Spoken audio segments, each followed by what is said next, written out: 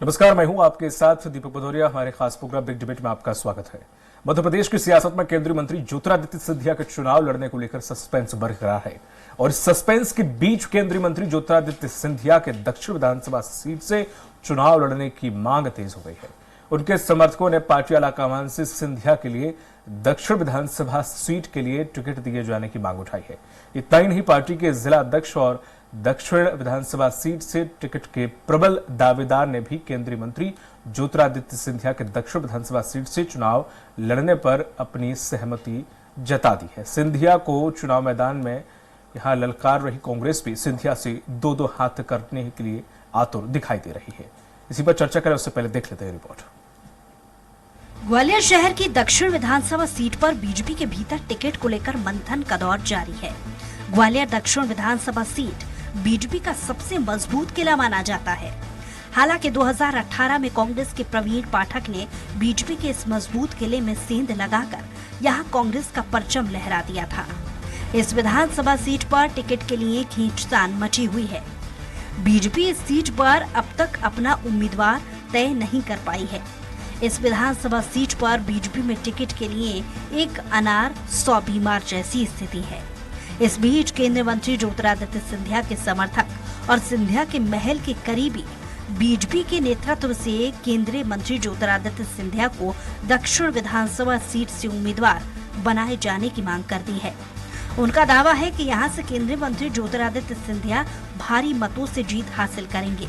उनका ये भी कहना है कि सिंधिया सिर्फ यहाँ नामांकन दाखिल करने आए हैं, बाकी का काम पार्टी के कार्यकर्ता संभाल लेंगे।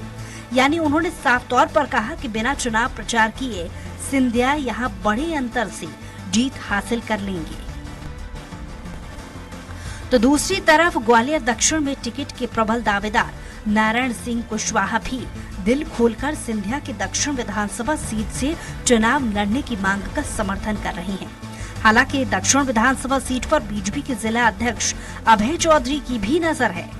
अंदर खाने उन्होंने भी दक्षिण विधानसभा सीट पर चुनाव लड़ने की पार्टी से मंशा जाहिर की है, लेकिन सिंधिया के दक्षिण विधानसभा सीट पर उम्मीदवार बनाए जाने का उन्होंने भी समर्थन किया है। केंद्रीय मंत्री सिंधिया की दक्षिण विधानसभा सीट पर बीजेपी की तरफ से उम्मीदवार बनाए जाने की मांग पर कांग्रेस हमलावर हो गई है। कांग्रेस का कहना है कि हम विधानसभा चुनाव की जंग के लिए पूरी तरह से तैयार हैं।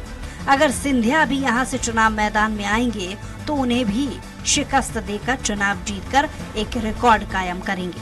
खासतौर पर दक्षिण से विधायक और कांग्रेस पार्टी के दक्षिण विधानसभा सीट पर उम्मीदवार प्रवीण पाठक केंद्रीय मंत्री सिंधिया से चुनाव लड़ने के लिए आतुर नजर आ रहे हैं। कुल मिलाकर अगर दक्षिण विधानसभा सीट पर केंद्रीय मंत्री सिंधिया चुनाव लड़े तो कांग्रेस के लिए इस सीट पर चुनाव जीतना मुश्किल हो जाएगा, क्योंकि सिंधिया के खिलाफ इस विधानसभा सीट पर कोई गुटबाजी नहीं है। दक्षिण विधानसभा सीट पर जो नेता अपने लिए टिकट की मांग कर रहे हैं, वे सब नेता एकजुट होकर केंद्रीय मंत्री सिंधिया के लिए मैदान में चुनाव प्रचार करते हुए नजर आएंगे। क्योंकि दक्षिण विधानसभा सीट की अगर बात करें तो यहां पर 2018 के विधानसभा चुनावों में कांग्रेस के प्रवीण पाठक सिर्फ 121 मतों से चुनाव जीते थे। उनकी जीत की राह तब आसान हुई थी जब बीजेपी के भीतर बगावत हो गई थी। हालांकि देखना होगा कि क्या सिंधिया के समर्थकों और कार्यकर्ताओं की मांग पर पार्टी आला कमान सिंधिया को दक्षिण से उम्मीदवार बनाकर चुनाव मैदान में उतारेगा या फिर यहाँ किसी और को मौका मिलेगा। लेकिन फिलहाल मध्य प्रदेश की सियासत में सभी की निगाहें बीजेपी की 5वीं सूची पर अटकी हुई है। सभी को बेसब्री से इंतजार है कि क्या सिंधिया विधानसभा चुनाव लड़ेंगे या फिर सिंधिया सिर्फ विधानसभा चुनाव में स्टार प्रचारक बनकर पार्टी के लिए वोट मांगेंगे। सलमान खान, स्वराज एक्सप्रेस, भोपाल। और इसी मुद्दे पर चर्चा करने के लिए खास पैनल हमारे साथ जुड़ा हुआ है। सनबर पटेल बीजेपी प्रवक्ता है जो कि जल्दी हमारे साथ जुड़ेंगे, और शहरयार खान है कांग्रेस प्रवक्ता। सर, आपका बहुत बहुत स्वागत है। अतुल शर्मा है आपके प्रवक्ता। अतुल जी, आपका भी बहुत बहुत स्वागत है। भाई आर के शुक्ला राजनीतिक विश्लेषक हैं, उनका भी आपका बहुत स्वागत है। जिस तरह से देखा जाए कांग्रेस प्रवक्ता, मैं सबसे पहले आपके पास आऊंगा शहरयार खान जी। अगर बीजेपी से सिंधिया मैदान में उतरते हैं तो आपके लिए कितना मुश्किल हो जाएगा इस सीट के लिए, और साथ ही साथ पूरे चंबल संभाग के लिए टिकटों को संभाला, क्योंकि सिंधिया उस गढ़ के काफी ज्यादा खांटी नेता हैं। दूसरी बात यह भी है कि वो कांग्रेस से चूंकि आए हैं तो कहीं ना कहीं कांग्रेस के कई कार्यकर्ता और विचारधारा भी उधर शिफ्ट हो गई है। देखिए, पिछले 6 महीने में अगर देखें तो ग्वालियर चंबल संभाग के वो कांग्रेस के कार्यकर्ता जो सिंधिया के साथ गए थे, वो पिछले 6 महीने में लगातार भोपाल से आपके रिपोर्टर भी कवर कर रहे हैं, कांग्रेस में वापस आ चुके हैं। अब सिर्फ सिंधिया अकेले खड़े हैं, उनके पीछे जो उन्होंने मुड़ के देखा तो मैदान साफ है। सिंधिया चाहे दक्षिण से लड़ लें तो मैं तो उनसे बोलूंगा, वो ग्वालियर चंबल संभाग के सुभू नेता बनते हैं, बड़े लीडर बनते हैं, तो केपी सिंह के साथ शिवपुरी में 2-2 हाथ कर ले, उनको अपनी खुद वहां पर जमानत जब्त होती दिखेगी। हमें कोई लड़े, कोई को बीजेपी लड़ाए, ये उनका आंतरिक मामला है। कांग्रेस पार्टी का एक एक कार्यकर्ता ये गद्दारों से बदला लेने के लिए तैयार है कि मध्य प्रदेश में 2018 में जो ग्वालियर चंबल संभाग ने कांग्रेस के सिंबल पे इनको आशीर्वाद दिया था और इन्होंने ये गद्दारी करी। गद्दार कैसे सर? गद्दार ऐसे कि इन्होंने कांग्रेस के पंजे पे चुनाव लड़ा था, कांग्रेस तो की राजनीति हाल ही में जितने नेता हैं तो वो भी गद्दार हुए, फिर आपने गद्दारों को शामिल क्यों कर लिया? देखिए, कोई नाराजगी के बाद कोई मुद्दों के साथ जाए तो समझ आता है। स्वयं की राजनीति को चमकाने के लिए विलासता की राजनीति तो उन्होंने भी रखे ना सर कि नहीं सुन तो तमाम सारे मुद्दे पहले अपनी बात कर लूं, फिर आप बीच में इंटरवीन कर लीजिए, क्वेश्चन कर लीजिए, है ना, इंटरप्ट मत करिए। अच्छा, क्योंकि इसलिए कि ये 18 साल 3 महीने कांग्रेस में सांसद, 10 साल केंद्रीय मंत्री, राष्ट्रीय महासचिव, कई स्टेटों के प्रभारी के तौर पे रहे, जब कांग्रेस में मलाई खाते रहे। और जैसे ही इन्होंने 2019 में इनको एक बीजेपी के छोटे से कार्यकर्ता ने झूल चटाई तो ये विचलित हुए, परेशान हुए। इन पे जो केस के धमकियां दी ईडी सीबीआई की, तो उससे ये विचलित होकर अपनी पार्टी जो मां समान होती है उसको बेचने का और अपने चलती हुई सरकार को गिराने का काम किस लिए करा? संविदा शिक्षकों की मांग पे मैं सड़क पे उतर जाऊंगा। आज सरकार में 3 साल, 3.25 साल चली, आचार संहिता लग गई, लेकिन वो संविदा शिक्षा आज भी रोड पे इनकी बाट जो रहे। कहाँ है सिंधिया जी, कहाँ है शिवराज जी, क्यों नहीं हमें संविदा शिक्षकों को आपने नियमित करा? तो ये इनके हाथी के दांत खाने के कुछ हैं, दिखाने के कुछ हैं। सिंधिया आ जाए या नरेंद्र मोदी आ जाए, मध्य प्रदेश की जनता ने तय कर रखा है। चाहे अमित शाह जो आके फिर से बड़ी बड़ी बातें कर रहे हैं, पिछली बार भी आए थे, अब की बार 200 पार, लेकिन मध्य प्रदेश की जनता ने उनको 109 पे ही टांग दिया था।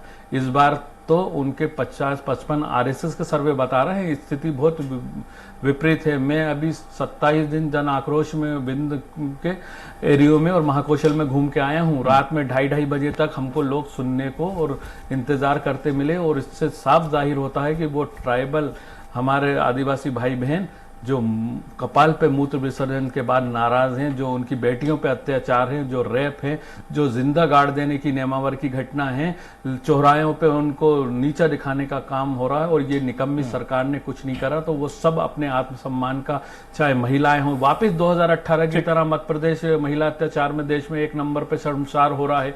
ये शिवराज सिंह का ना नीति है ना नियत है। मध्य प्रदेश का युवा बेरोजगार है, किसानों के ऋण माफी को रोकने का काम कर रहा है, बिजली के बिल 10 हजार रुपए आ रहे हैं। तो इससे निजात दिलाने के लिए मध्य प्रदेश की जनता चाहती है कि कमलनाथ जी आए, और हमारा जो कल वचन पत्र आया उसमें यही मध्य प्रदेश को वापस पटरी पे लाने के लिए उनके हित के हमने जो वचनों को कमिट करा है। तो निश्चित ही आने वाले जो 17 नवंबर को वोटिंग होने जा रही है उसमें मध्य प्रदेश में कमलनाथ जी के चेहरे पे कांग्रेस की सरकार बनने जा रही है। ठीक है, खत्म हो गया आपका? जी ठीक। अभी चूंकि बीजेपी प्रवक्ता है नहीं अभी, तो मैं उनसे सवाल लेता, लेकिन अभी चूंकि है नहीं वो, जैसे कि अभी आपने, अब आपके पहले पॉइंट पे मैं आ जाता हूँ, आपने कहा गद्दार, तो गद्दार एक पार्टी से दूसरी पार्टी में जाता है वो गद्दार। अब हर जो भी जाता है वो हर किसी के मुंह में शिकायत रहती है कि ये पार्टी अब वो विचार वाली नहीं रही। जैसे उन्होंने भी लगाया कि वल्लभ भवन को दलाली का अड्डा बना रखा था, तमाम सारे आरोप लगाए उन्होंने भी। तो फिर वो गद्दार, तो आप भी तो गद्दारों को शामिल कर रहे हैं। देखिए, हास्पद बात तो यह है कि वो लोग बोल रहे थे कि वल्लभ भवन को दलाली का अड्डा, जिनके मंत्री इसमें लिप्त थे। कमलनाथ जी उनकी जायज कामों को तो करने को तैयार थे, लेकिन इनके जो नाजायज काम थे, जो उनकी छवि और उनकी सरकार की छवि या कांग्रेस की छवि को डेंट करने वाले थे, उसको उन्होंने करने से मना कर दिया। तो ये विचलित परेशान लोग जो कि जमीन के प्रभात जाके केस में कोर्ट में सामना कर रहे थे, अपने कामों को कराने के लिए कमलनाथ जी पे प्रेशर डाल रहे थे कि ये हमारी जमीन हमारे नाम कर दी जाए, जो ट्रस्ट की है, कैसे कर दी जाए? अनैतिक कार्य तो कमलनाथ जी किसी के बाप के कहने पे नहीं करेंगे, चाहे जो हो। जो जायज और जनहितैषी काम होगा उसको लगातार मध्य प्रदेश में हमने 15 महीने हमारी सरकार थी, 2-2.5 महीने आचार संहिता में चले गए, 13 महीने में हमने इतना काम करके दिखाया कि शिवराज सिंह चौहान 32,000 घोषणाएं सूखी करते रहे, लेकिन मध्य प्रदेश की जनता को कभी राहत नहीं मिली। जब देखा कि हमारी कर्नाटका के, हिमाचल की और राजस्थान की सरकार ने लाडली बहनों के खाते में 2-2 हजार रुपए तक डाल दिए, तो यहाँ पर 1,000 रुपए लाके उसमें भी 1250, 1500 ये सब तरह के इवेंट और परपंच कर लिए, लेकिन वो भी मात्र 2 महीने आया। उन्हें मालूम था आचार संहिता लगने वाली है, इस तरह का बरगला के फिर से वोट महिलाओं के, हमारी लाडलियों के ले लो, तो लाडली मध्य प्रदेश की भोली जरूर है लेकिन बेवकूफ नहीं है। आपकी काट की हांडी 19 साल उसने झेली है और अब समझ गए हैं कि ये मामा तो जो है झूठ बोलने का आदी है, घोषणा मशीन है, तो इसलिए इस बार वो कमलनाथ जी की तरफ 18 की तरह फिर से विश्वास करना चाह रहे हैं। उस समय सिंधिया गद्दार हो सकते हैं आपके अकॉर्डिंग, बाकी सब और जितने गए थे वो भी सब गद्दार थे? देखिए, जो सिंधिया सब एक साथ गद्दार थे। देखिए, वो 22 जो सिंधिया के साथ गए थे, खेल तो वही था कि उसमें से 7-8 लोग का वो सीढ़ियां और वो काम थे जिनको कमलनाथ जी इंडोज नहीं कर सकते थे, तो वो परेशान थे, या तो हमारे काम करो नहीं तो हम पार्टी छोड़ेंगे। कमलनाथ जी ने कहा मैं सरकार दाव पे लगा दूंगा लेकिन गलत कामों को नहीं करूंगा, अपने पे ये पाप का बोझ नहीं मैं ढोने दूंगा। अच्छा। और हमने अपनी सरकार की शहादत दी, और ये माफियाओं के पैसे से रातों रात आपके मुद्दे पे किस पे गए? संविदा शिक्षा को क्यों नहीं करवाया आपने? ठीक, मैं आपके पास लौटूंगा। सनवर पटेल जी, आपका बहुत बहुत स्वागत है स्वराज एक्सप्रेस में। जिस तरह से कांग्रेस के प्रवक्ता है शहरयार खान, उन्होंने कहा है कि अगर सिंधिया उतरते, सिंधिया तो गद्दार हैं। हालांकि बीजेपी से जो निकल के गए उनसे मैं कई बार पूछा, लेकिन उन्होंने उसका जवाब नहीं दिया कि वो गद्दार कैसे नहीं हुए। अब सवाल यह है कि वो उन्होंने गद्दार साबित कर दिया है, अब गद्दार प्रवीण पाठक के खिलाफ अगर लड़ते भी हैं, वो कह रहे हैं मोदी को भी उतार दो तब भी हम ही जीतेंगे, कुछ नहीं होने वाला। देखिए दीपक जी, अब लोग दिवा स्वप्न देखते हैं तो अभी तो शाम का समय हो गया है। शहरयार जी भी स्वप्न देख सकते हैं, मनाही नहीं है उसके लिए। लेकिन बताना चाहता हूं, जिस प्रकार से वो अपना बयान दे रहे थे, जिस प्रकार की वो बात कर रहे थे कि उन्होंने गलत बातों को एक्सेप्ट नहीं किया इसलिए सरकार चली गई, भैया ये बात हमने तो आज तक नहीं सुनी शहरयार जी। हमने तो ये सुना है कि सिंधिया जी ये बोल रहे थे कि वचन पत्रों में दिए हुए वचन को पूरा करना होगा वरना मैं रोड पर उतरूंगा। ये हमने सुना है, मध्य प्रदेश की जनता ने सुना है, तो आज भी मध्य प्रदेश की जनता ने ये सुना है। सिंधिया जी केंद्रीय मंत्री बन गए, सुना है, उनके छर्रे मध्य मंत्री प्रदेश बन की गए, जनता ने सुना लेकिन वो है। संविदा शिक्षक तो आज भी रोड पे है ना। आपने अरे सनम्बर पटेल, आप झूठ क्यों बोल रहे हैं? अरे वो संविदा शिक्षक के मामले पे उतरे थे ना, क्या करा शिवराज सिंह ने वादा पूरा? क्या करा सिंधिया ने वादा पूरा? बताइए ना। आप झूठ परोसने का 19 साल से काम कर रहे हैं, संविदा शिक्षक आज भी रोडों पे हैं, क्यों नहीं उनको नियमित करा? हमने रोका था, या शिवराज सिंह चौहान चूड़ी पहने थे या सिंधिया चूड़ी पहने थे, क्यों नहीं करा? जनहितैषी काम को किसने रोका? भाजपा की सरकार ने रोका, क्योंकि केंद्र की सरकार देख रही थी अगर कमलनाथ जी पूरा 5 साल का टेन्योर कर लेंगे तो 25 साल भाजपा मध्य प्रदेश में नहीं आएगी। उससे घबराकर माफियाओं के पैसे से खरीद फरोख्त करके हाउस ट्रेडिंग करके बेंगलोर खोलने गया था। भाजपा के केंद्रीय मंत्री, भाजपा के मध्य प्रदेश के पूर्व मंत्री, उन्होंने सरकार को गिराने का काम करा, मध्य प्रदेश के जनादेश का अनादर करा। शहरयार खान बोलने का मौका दीजिए मैं। जी सनवर पटेल जी। दीपक जी ऐसे ही गायब हो जाएंगे। सर आपका वक्त आपको मैंने दिया, सर आपको वक्त मैंने आपको दिया, पूरा 8 मिनट लिया आपने। सर बोले सर, सनवर पटेल जी। दीपक जी, आपको अगर मेरी आवाज आ रही है? जी सर, रखें आप बात। डिबेट में नहीं बैठ पाएंगे। नहीं बिल्कुल, मैंने बोला है उनसे। नहीं, आप आवाज कम कीजिए। नहीं बिल्कुल, आप बोलिए। आवाज भी दबा दो लोकतंत्र में, ये भी कर दो। शहरयार लगा रखिए मीडिया पे, अब फिर वक्ताओं की भी आवाज दबा दोगे क्या? शहरयार खान जी प्लीज बोले दीजिए। मध्य प्रदेश की जनता ने तुम्हें सबक सिखाया है, अगर फिर से तुमको सबक सिखाना। इतना घमंड ना करो मेरे यार, इतना घमंड ना करो। ठीक है सनवर इंतजार करो, रवानगी हो चुकी है। सनवर पटेल जी, मैं ठीक है कमलनाथ जी ने दम में कहा और कहा कि आप रोड पर उतर जाइए, हमको कोई फर्क नहीं पड़ता। तो भैया रोड पे उतरे तो कौन से झंडे गाड़ लिए? संविदा शिक्षक आज भी रोडों पे हैं, सिंधिया महल पे जाके बैठ गए दिल्ली में। अरे बताइए ना, प्लेनों में वो घूम रहे हैं, संविदा शिक्षक रोडों पे ठोकरे खा रहे हैं, कौन सा झंडा गाड़ लिया? सनवर जी शहरयार खान जी मैं आपके पास लौटूंगा, अतुल जी के मैं पास जाऊंगा। ठीक सनवर जी शहरयार खान जी, ठीक है मैं ठीक है मैं अतुल जी के पास जा रहा हूँ। अतुल जी समझ आ रही है, वचन पत्र से घबरा गए, परेशान हो गए, मध्य प्रदेश से आप जाने वाले हैं, कांग्रेस आने वाली है, ठीक अतुल जी आपको नहीं डाइजेस्ट हो रहा कि मध्य प्रदेश की जनता के विकास के काम जो आपने रोक रखे शहरयार खान जी रुके हुए काम फिर से हो। इस तरह से डिबेट नहीं होगी सर। चलाते हैं आप, माफियाओं की सरकार चलाते हैं आप, जन विरोधी सरकार चलाते हैं आप, किसान विरोधी सरकार चलाते हैं। जनता आपको आईना एक सेकंड सर एक बात बता, गरीबों की सरकार कमलनाथ जी चलाते हैं और चलाएंगे। राज्यों से 2.5 राज्यों पर आ गए, तुमसे बदतमीजी नहीं जाती तुम्हारी। 404 सीटें होती थी तुम्हारी, 404 सीटें होती थी। शहरयार खान जी तुम्हारी 404 शहरयार खान जी से तुम 44 पर आ गए। एक मिनट ठीक सनवर जी नहीं करती है। चरित चेहरा मध्य प्रदेश की जनता। शहरयार खान जी आप क्या कर रहे हैं? आपको बोलने का मैंने मौका दिया, आप बोल रहे हैं, बीच में क्यों बोल रहे हैं? 30 राज्यों से 2.5 राज्यों पर थोड़ा तो वस्तुता दिखाइए प्लीज। रवानगी है। ठीक है मैं अतुल जी के पास आऊंगा। ठीक है सनवर जी प्लीज, काबिल भी नहीं रहे। ठीक है मैं आपके पास लौटूंगा। अतुल जी समझ रहा हूँ चंबल संभाग में आपका भी एक अच्छा 404 से एक तीसरी पार्टी के रूप में राज्य से 2.5 राज्यों पर आ गए। सनवर जी मैं लौटूंगा।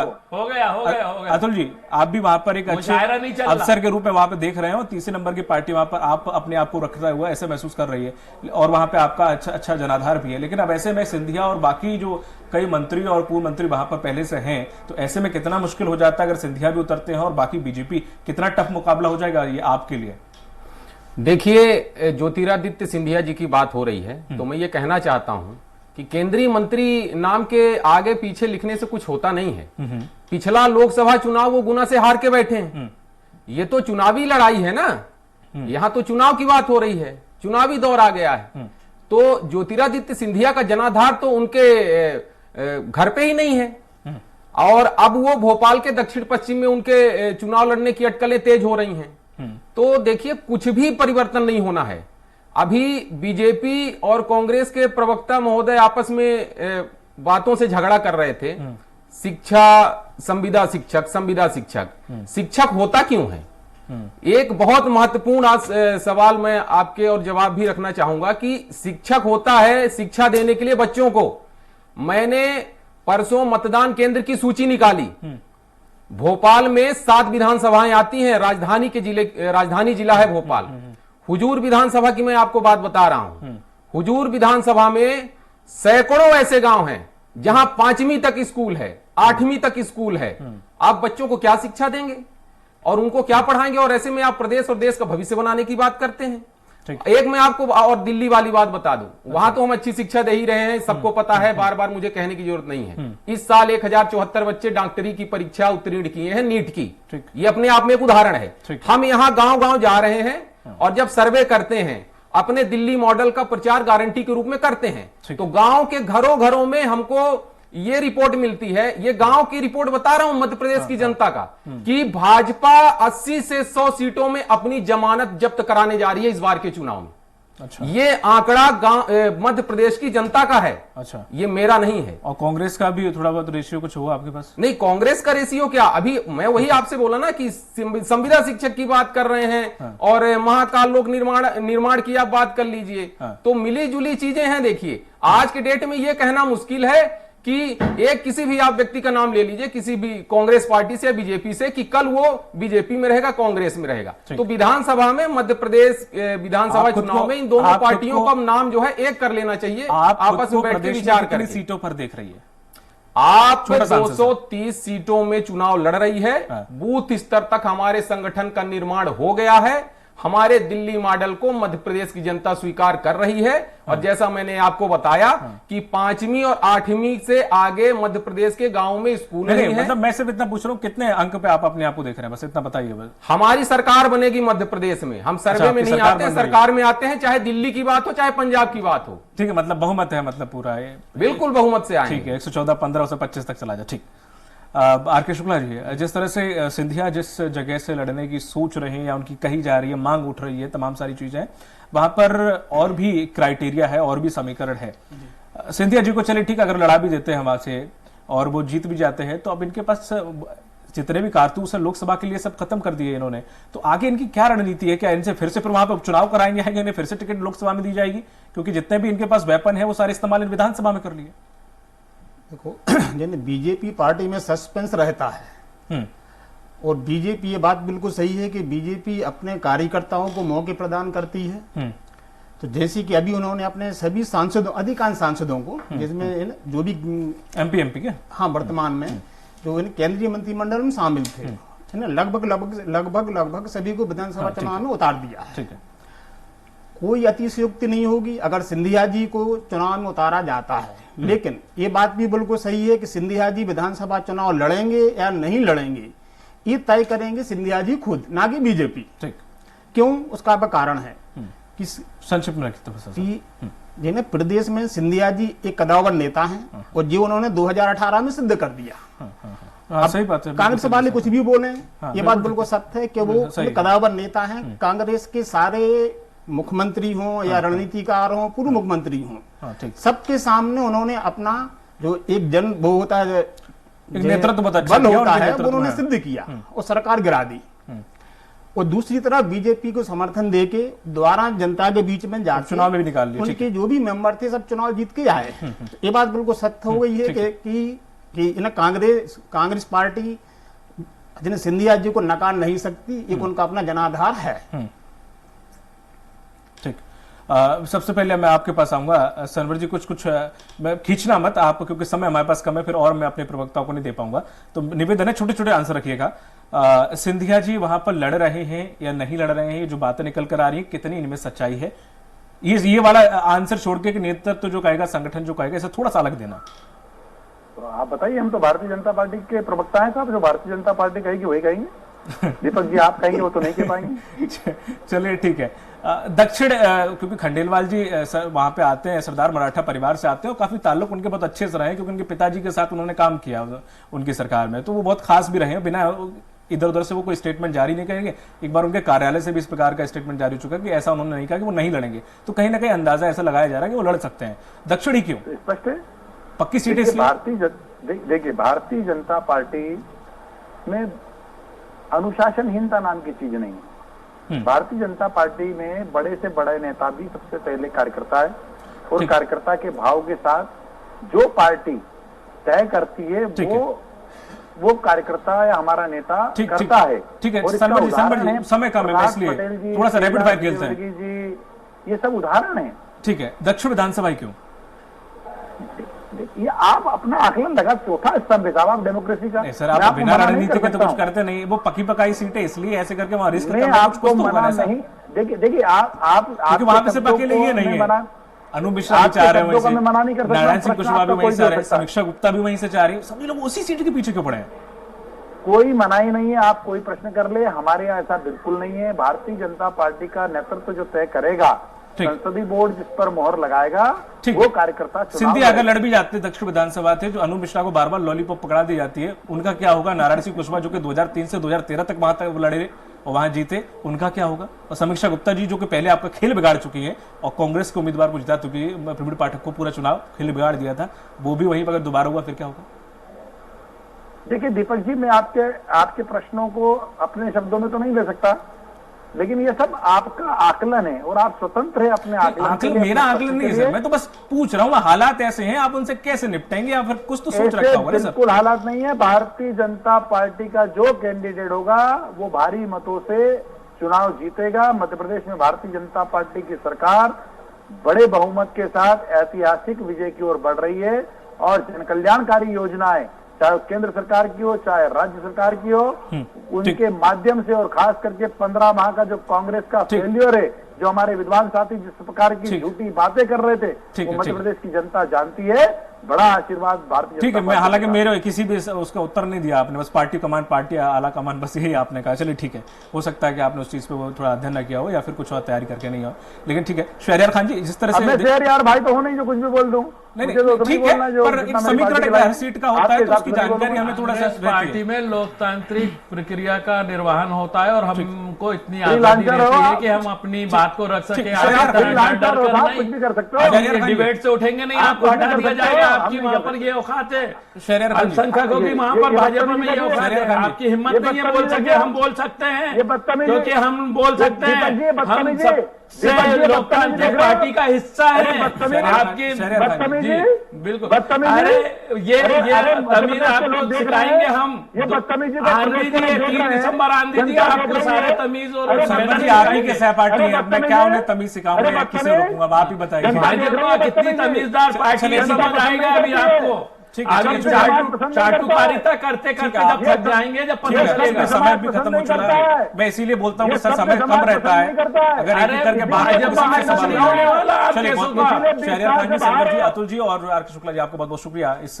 डिबेट में शामिल होने के लिए। तो अब ऐसे में सिंधिया के ग्वालियर दक्षिण से चुनाव लड़ने की जो मांग उठ रही है, उस पर देखने वाली बात यह होगी कि क्या सिंधिया उस सीट से चुनाव लड़ते हैं, क्या उन्हें टिकट दी जाती है आलाकमान के द्वारा। अगर दी जाती है वाकई, तो वाकई जो वहां पर और लोग दावेदारी कर रहे हैं, तो पिछली बार की तरह क्या वो बेहतरगात करेंगे, उन्हें कैसे मनाया जाएगा, तमाम उस सीट पर दावपेच हैं। अब ये देखने वाली बात होगी कि अब इस सीट पर क्या समीकरण आगे चलकर बनते हैं और कैसे बीजेपी इनसे जुटेगी। मुझे दीजिए इजाजत, नमस्कार।